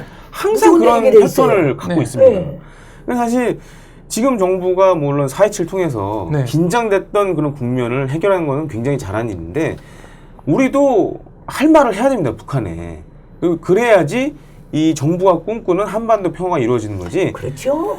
계속 저쪽에서 뭐라고 한다고 얘기 안 하고 있으면요. 또 우리가 또 뭔가 끌려가는 그런 상황에 놓이게 될 수밖에 없다라는 거예요. 밀면 밀린다는 인식을 줘서는 곤란하다는 말씀이시네요. 그렇습니다. 남북 관계는 의리나 배신의 이 문제가 아니라는 것만 분명히 하면 되는 거예요. 그러니까 이해관계. 이해관계로만 딱 움직이는 이해관계로만 거예요. 따지면 네. 이해관계도 있고 또 하나 중요한 것은 그러니까 북한은 원칙이 있는 거예요. 네, 다 원칙이 뭔가 있는 수단 방법을 가지 않고 우리는 남한을 접수하겠다라는 그 원리 원칙을 네. 가지고 있으면서 한 번도 그 원칙을 네, 폐기한 변한 적이 적이 없다. 없고 70년 네. 동안 주장해온 원칙이에요. 다만 이제 우리는 북한과 달리 이제 자유민주주의 국가 아닙니까? 네. 그리고 정권이 바뀔 때마다 이게 왔다 갔다 합니다. 그러니까 더 이제 흔들림이 심해지는 거죠. 외교학을 한 학자가 이런 말씀하시더군요. 한국과 북한의 경제력은 뭐 학자에 따라 다르지만 66대 1까지 보는 분도 있고 40대 1 이상은 확실히 차이가 나는데 협상력은 거의 동등하다면 이건 북한이 50배나 66배만큼 한국에 비해서 더 효율적으로 외교 역량을 잘 발휘하고 있는 거다. 이게 문제가 뭔지 압니까? 네. 북한의 일관이에요. 70년 동안 대한민국 무력적화 통일. 대한민국은 자기가 빨리 발전하고 대통령이 계속 다 바뀌니까 북한도 응당이 그렇게 되고 어지간히 변할 것이다. 그 선입견을 전제로 하고 자꾸 보는 거예요. 북한은 변하지 않았어요. 변하지 않았다. 네. 하나도 변하지 않았어요. 그 북한을 볼 때는 선입견을 싹 없애야 돼. 내가 발전했으니 쟤도 어느 정도 컸겠지. 이런 개념 자체를 없애버려야 돼요. 알겠습니다. 다시 미시적으로 한번 네. 현미용을 들이대 보겠습니다. 김대영 평론가께서 네. 북한이 최근에 국제적으로 여러 가지 잘하고 있는 것 같다라는 말씀하셨잖아요. 예. 7월 23일에 러시아 군용기가 독도 영공을 침범했습니다. 우리 공군이 경고 사격을 했죠. 예. 이때는 러시아는 자기네들을 위법 행위를 한 것이 아니고 중국과 합동작전을 했다라는 얘기도 했습니다. 그렇죠. 그러니까 아마 중국, 러시아가 이렇게 우리 동해 상공에서 연합훈련한 것도 이번이 사실 처음입니다. 이게 불법입니까? 아닙니까? 불법이라고 얘기하기는 뭐한데 영공 침범은 분명 그건 러시아가 잘못한 네. 거고요. 다만 이제 이 방공 식별구역이라는 거는 그 영공은 아닙니다. 네, 그렇죠. 네, 네. 영공은 아닙니다. 아니죠. 그러니까 근데 이제 제가 주목하는 것은 러시아 항공기들이 이제 이 우리 독도로 내려올 때 이제 북한 그 어떻게 보면 방공 식별구역으로 들어와서 내려온 거거든요. 그래서 어떤 군 관계자는 그런 얘기도 합니다. 사실 이 러시아 항공기들이 우리 쪽으로 내려올 때 북한의 사전 양해를 구하고 내려온 가능성이 굉장히 높다고 얘기합니다. 왜냐하면 이제 과거 뭐 소련 같은 경우에는 북한이 또 그런 약간 그렇죠. 독립 위성 국가였고 네. 그렇기 때문에 그런 체계들이 어떻게 보면 지금 다시 돌아가고 있는 거 아닌가라는 그런 의심도 갖게 되고 특히 이제 뭐 김정은이 뭐 중국 러시아 정상회담을 다 한 상황이기 때문에 뭔가 이 북중러가 조율된 상황에서 이번에 이렇게 영공 침입도 하고 방공식별구역 침범을 한 게 아닌가라는 생각이 들고요. 근데 이걸 좀 더 확대 해석하면은 어떻게 보면은 지금 사실 한일 관계 굉장히 안 좋은데 네. 북중러는 어떻게 보면 하나의 지금 큰 동맹이 하나의 되고, 블록이 네. 돼 있죠. 그러니까 이게 다시 어떻게 보면 냉전 시대로 돌아가는 거예요. 근데 반면에 우리는 과거 이제 한미일이 한 뜻을 가졌다면 지금 약간 한일 간에는 여러 가지 좀 트러블이 있는 상황이고 그러다 보면은 자칫 또 이게 우리 이 자유세계 진영은 위축될 수도 있다라는 거죠. 두 가지를 짚어주십시오. 이때 7월 23일에 러시아 군용기만 온 게 아니라 공중경복인가요? 조기경복이 공중조기용복이라고 이제 네. 뭐 어떻게 보면 이제 공중의 천리안인데 그야말로 뭐 수백 킬로 떨어진 그런 여러 가지 공중 목표물을 탐지할 수 있는 큰 레이더를 이렇게 장착을 하고 있습니다. 이게 왔다는 거는 단순히 비행을 한 건 아니라는 뜻 아닙니까? 그렇죠. 이제 거기에는 보통 레이더도 있지만은 여러 통신 기능도 달려 있는데, 네. 그러니까 뭔가 연합 훈련 하려면은 사실 그 전에 사전에 조율도 돼야 되고, 그다음에 어떻게 할지도 또 미리 다 정해야 됩니다. 그러니까 그런 것들을 또 지휘하기 위해서는 이런 또 조기 경보가 필요한데, 그러니까 굉장히 생각보다 의도적이었다라는 거죠. 그리고 북한에 묵인 내지 승인이 있었을 가능성이 크다. 그렇죠. 북중 관계나 중러 관계를 봤을 때, 그러니까 북러 관계를 봤을 때는 뭐 북한에 있는 혹시 뭐 그 대사관 무관이라든가 이런 사람들이 사전에 북한에 그런 훈련이 있다는 것을 알려줬을 가능성도 있고요. 또 한 가지는 또 그 시점에 맞춰서 북한도 미사일 발사를 했습니다. 그렇습니다. 예, 그래서 이게 연결이 되는 거군요. 그러니까 이 우리가 뭐 정확히 알지 못하겠지만은 북중러 간에는 사실 최근에 뭔가 이런 군사적인 뭔가 그 의논이나 합의들이 좀 있는 걸로 이렇게 좀 추정이 되고 있습니다. 한 가지만 더 짚어주시죠. 이 당시에 동해에는 한국, 일본, 러시아, 중국 공군기가 출동해서 네. 동해에 동시에 30대 이상의 항공기가 떠 있었습니다. 군용기가 이 전투기라고 해야 되나요? 여러 가지 그 안에 전투기도 있고 뭐 하여튼 다, 폭격기, 네, 하여튼 군 비행기가 4개국 군 비행기가 30여 대 이상 떠 있었습니다. 굉장히 사실 이게 우려스러운 상황입니다. 그리고 동해 같은 경우에는 특히 이제 중국이 굉장히 동해를 노리고 있어요. 왜냐하면 네. 이제 동해를 통해야지만 북극으로 갈 수가 있거든요. 최근 이제 뭐 언론에도 많이 나오지만 북극 항로가 주목을 받고 있지 않습니까? 그런 이유 때문에 더더욱이 중국이 이런 그 동해에 관심을 가지고 있고, 생각해 보십시오. 동해 상공에 다른 나라 전투기, 다른 나라 군용기 한 30여 대가 떠 있다고 생각해 보십시오. 우리로선 그 자체로서 기분 나쁜 겁니다. 기분 나쁜 것도 문제지만은 자칫 이게 조율이 잘못될 경우는 네. 우발적인 충돌이 생길 수가 맞아요. 있어요. 그러면 이제 그럼 이제 심각해지는 거죠. 군사적 충돌인 거죠. 그 군사적 자체가. 충돌까지도 이어질 수 있기 때문에 네. 향후에 우리가 이걸 어떻게 지금 관리를 잘 할 것이냐가 굉장히 큰 숙제로 지금 남아있는 상황입니다. 그렇다면 이런 일이 또 벌어질 수 있다고 보시는 건가요? 저는 뭐 올해가 시작이고 향후에 이런 일이 뭐 빈번하게 생길 가능성이 굉장히 높다고 생각하고 있습니다. 저도 그렇게 봅니다. 그럼 이런 일을 막는 방법은 뭡니까? 역시 한미일 없죠. 동맹 북한을 강화인가요? 빨리 정리해 치우는 길밖에 없어요. 제일 근본적인 방안이 네. 그거네요. 북한을 빨리 정리해 주는 네. 길밖에 없어요. 얘들은 러나 중이나 멀리 볼 때는 북한이 정리된 이후를 내다보고 지금 준비하는 거예요. 그렇게 보셔야 돼요. 항상. 네. 북한은 틀림없이 미국 대통령하고 좀 마지막 앉았기 때문에 또 만날 사람도 없어요. 네. 이게 이제는 북한이 핵을 내려놓든지 미국이 까든지 이 길밖에 없어요. 현재는.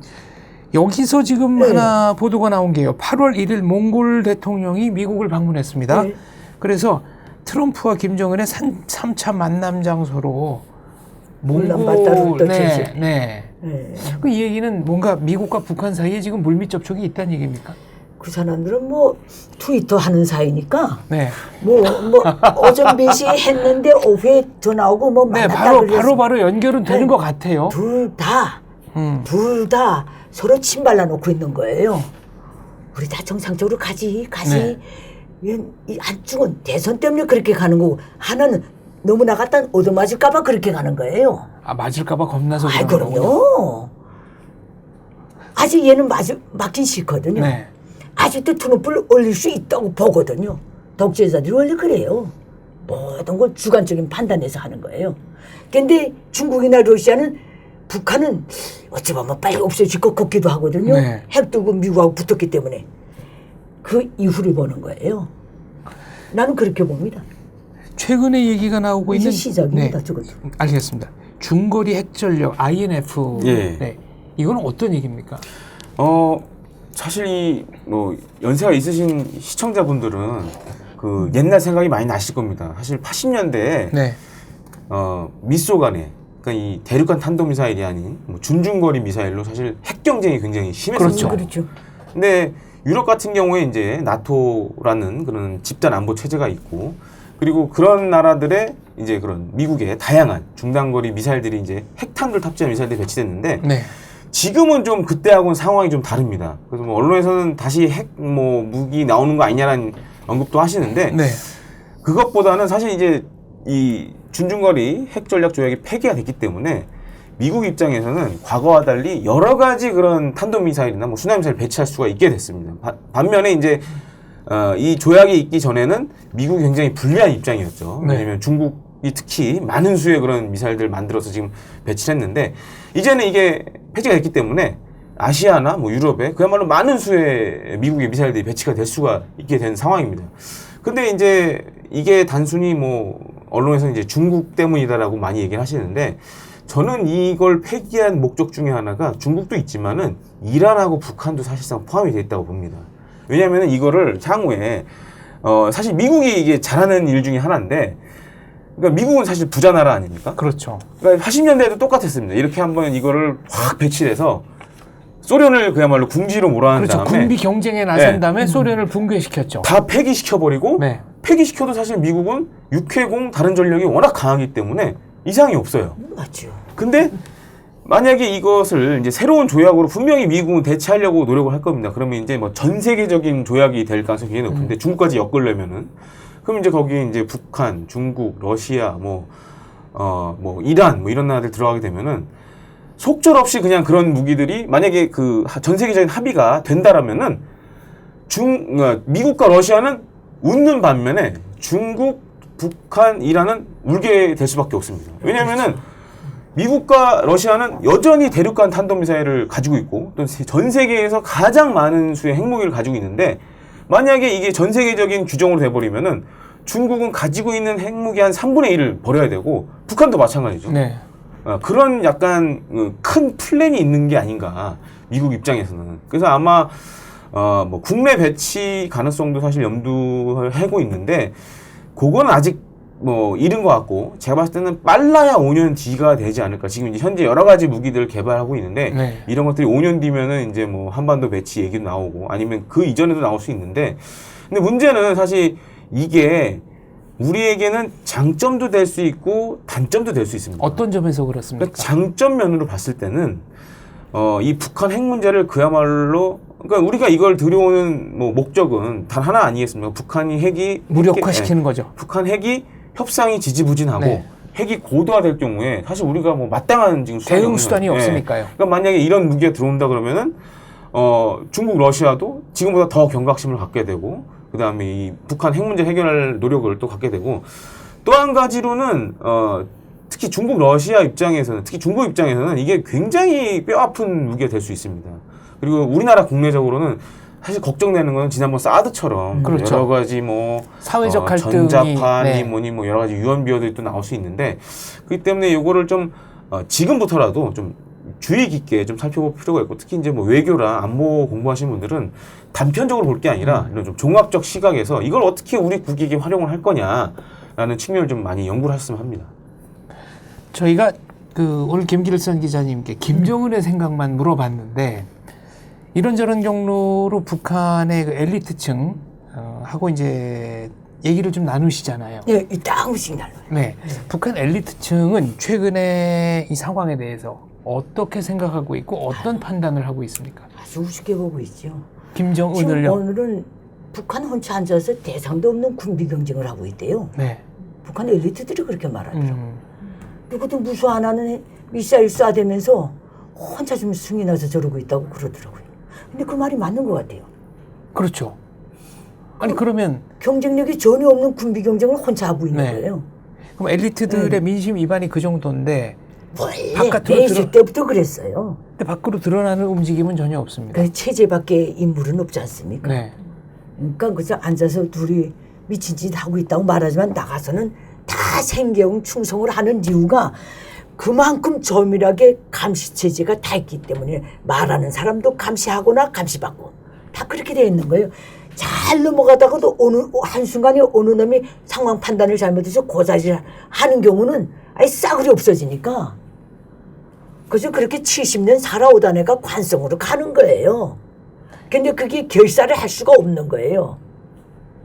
가능성도 전혀 없다고 없어요. 보십니까? 우선 가능성이 없어요. 모든 사람들이 대외를 많이 접촉하고 그러지 않습니까? 시장 경제가 있는 나라라면 네. 북한이 저렇게 안 갔어요.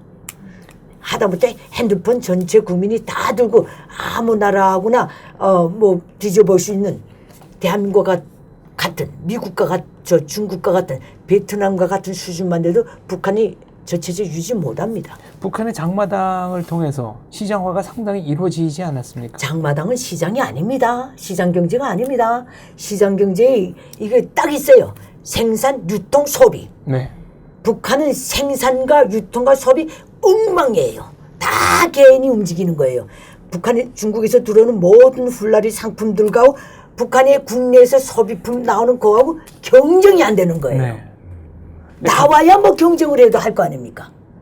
그러니까 정보가 상품과 정보가 제대로 유통되지 않는다는 유통될 말씀이시죠? 수도 없는 거예요. 다 밀수하고 그러니까 북한 장마당을 시장 경제로 갖다는 큰 오판입니다. 알겠습니다. 이건 전 농경 사회의 그 장마당 수준이라고 보면 됩니다.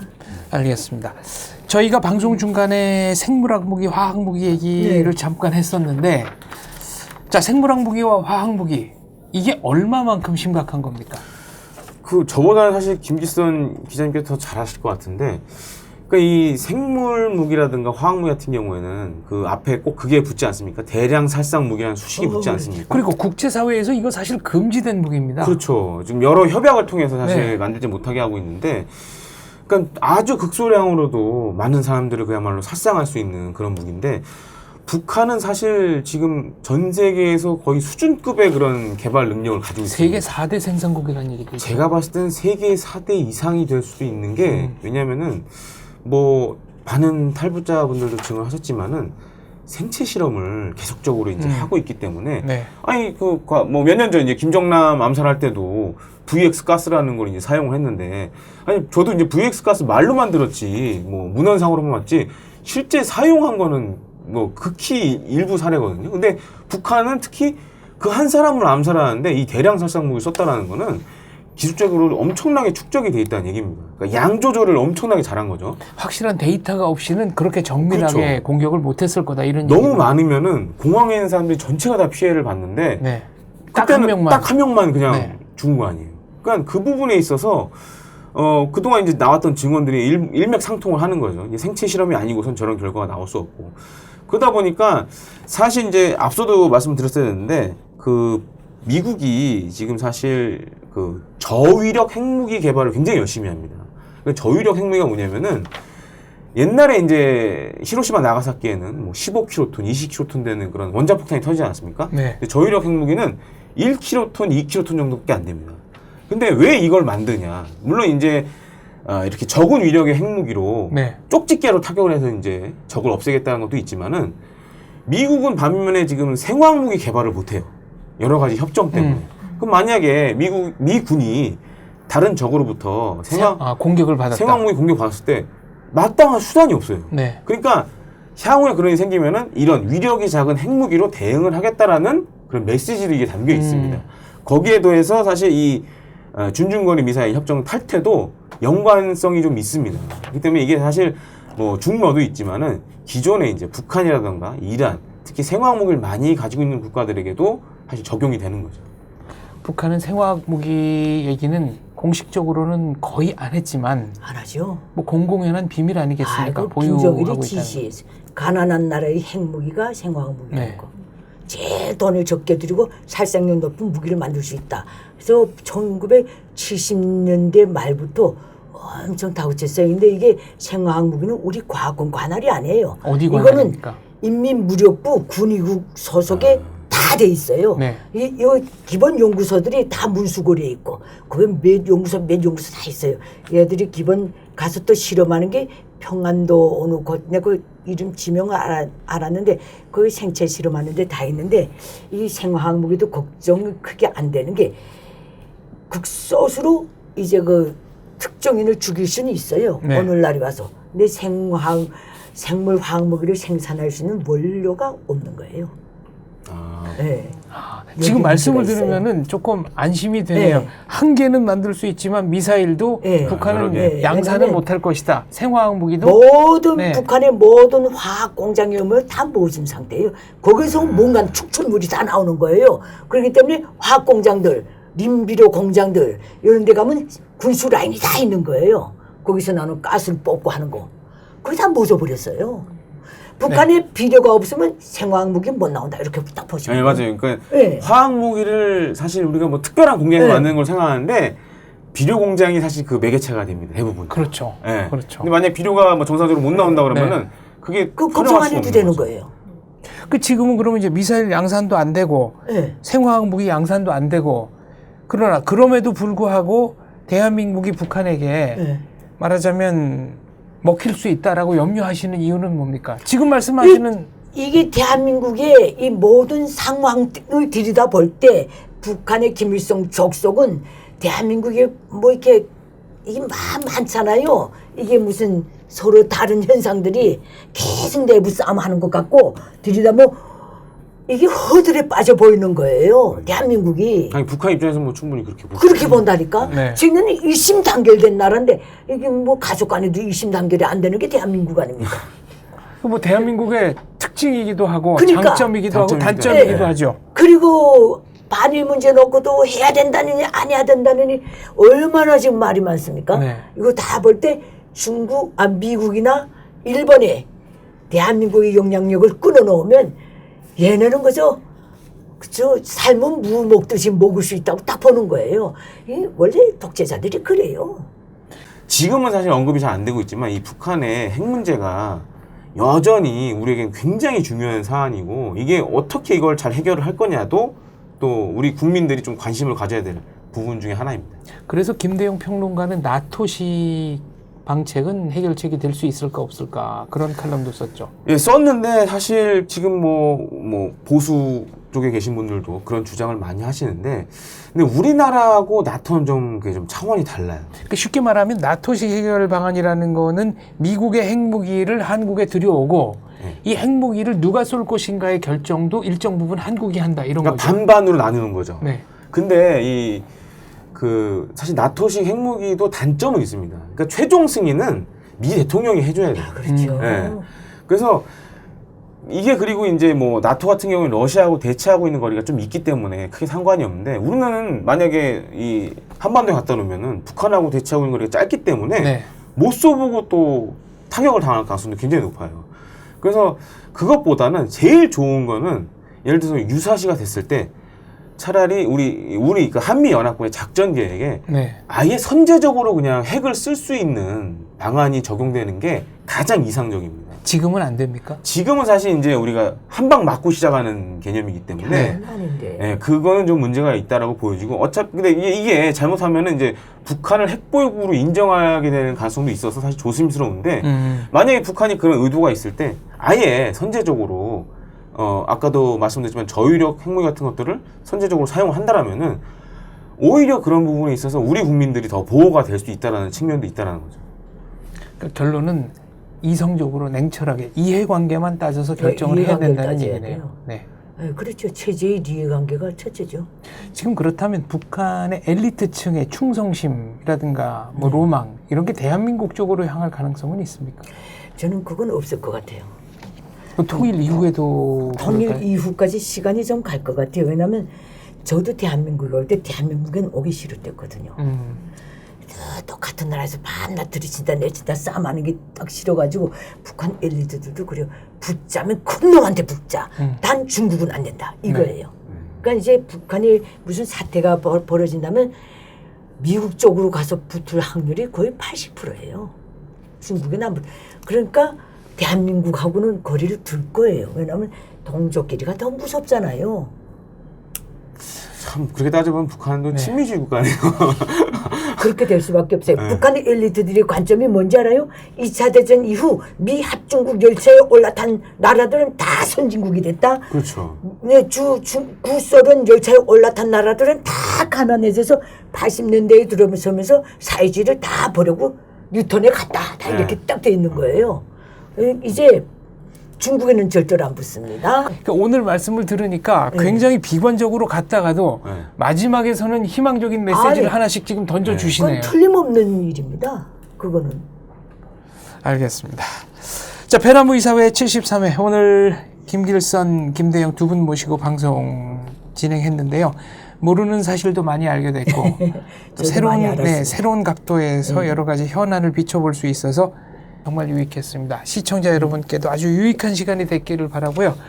오늘 출연 소감 한마디씩 좀 부탁드립니다. 김대영 평론가님. 오랜만에 제가 배나무 이사회에 나왔는데 많은 부분에서 그전과 달리 좋아진 부분이 굉장히 많이 보였고요. 어떤 게 보였어요? 뭐 생중계하는 것도 굉장히 새로웠고 예전보다 더 이렇게 한층 성숙된 그런 방송에 참여할 수 있게 돼서 참 영광으로 생각하고 있습니다. 감사합니다. 계속 이쪽 방향으로 노력하겠습니다. 김길선 기자님. 저도 여기 오면 수준이 높기 때문에 저도 말하기가 아주 좋아요. 가고 뭔가 나도 희망을 얻게 가고.